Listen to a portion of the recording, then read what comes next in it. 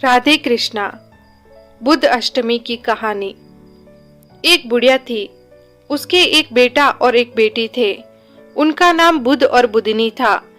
बुढ़िया गांव के लोगों के गेहूं पीसती और उस सबके आटे में से थोड़ा थोड़ा आटा चुरा कर रख लेती थी। उसकी बेटी ने बहुत बार मना किया, फिर भी बुढ़िया नहीं मानी। एक दिन बुढ़िया पिहर गई तो उसकी बेटी बुद्धनी गेहूं पीसती थी। वो किसी का भी आटा नहीं चुराती थी।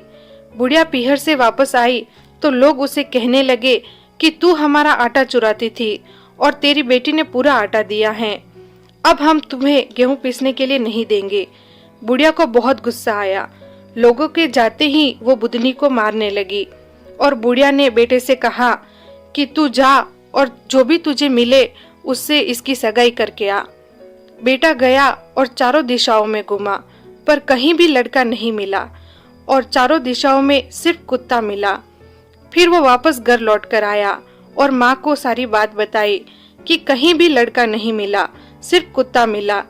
बुढ़िया ने बुद्ध से कहा, तू कल फिर जाना और जो भी मिले उससे इसकी सगाई करके लच्छा बांध के आ जाना।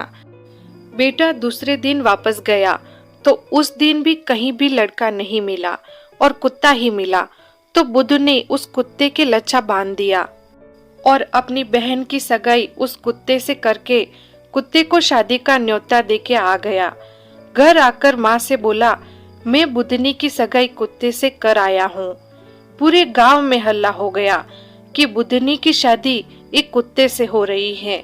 शादी के दिन आसपास के गांव के लोग भी बुद्धनी की अनोखी शादी देखने आते हैं और हंसते हैं।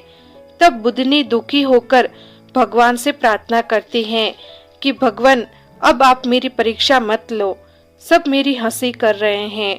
बुद्ध भगवान ने सोचा, बेटी सच से रही, इसका कष्ट मिटाना पड़ेगा। भगवान कुत्ते का वेश बनाकर आए।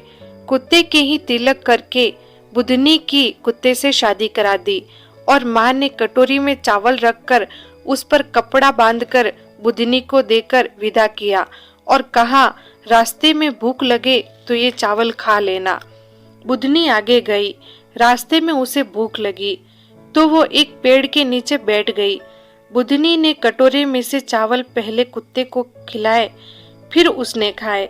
बुद्धनी को प्यास लगी तब कुत्ते ने खड्डा खोदा तो पानी की धारा निकली। बुद्धनी आश्चर्यचकित हो गई और कुत्ते के हाथ जोड़कर बोली, आप कौन हो? तब बुद्ध भगवान साक्षात रूप में प्रकट हुए। बुद्धनी भगवान के पैर पड़ी। बुद्ध भगवान बुद्धनी को घर लेकर गए। वहां बुद्धनी महलों में आराम से रहने लगी।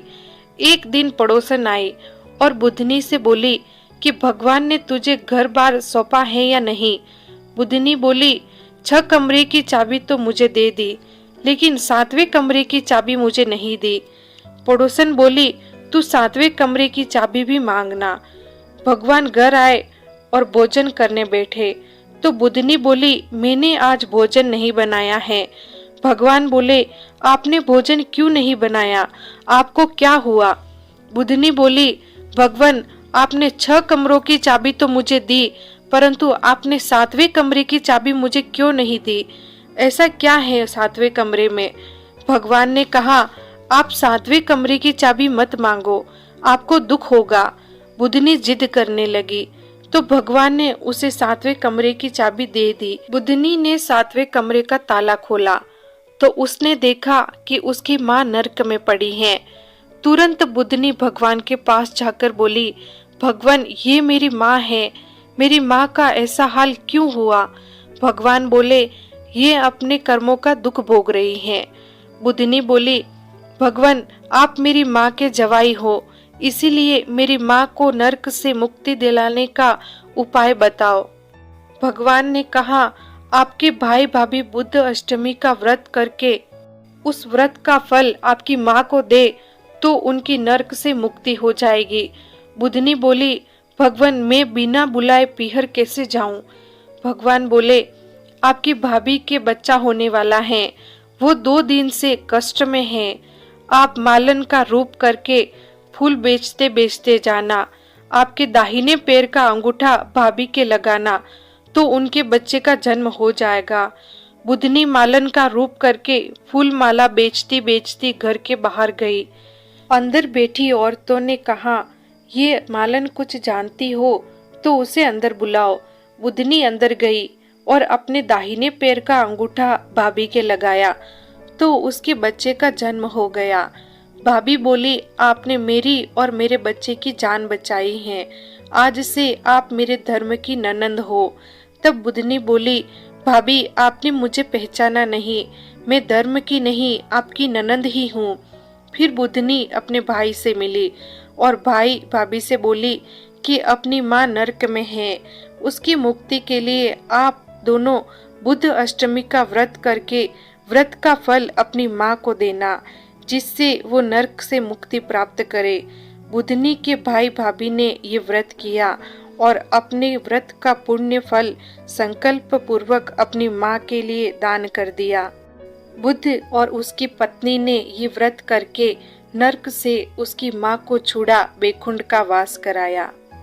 बोलिए बुद्ध भगवान की जय।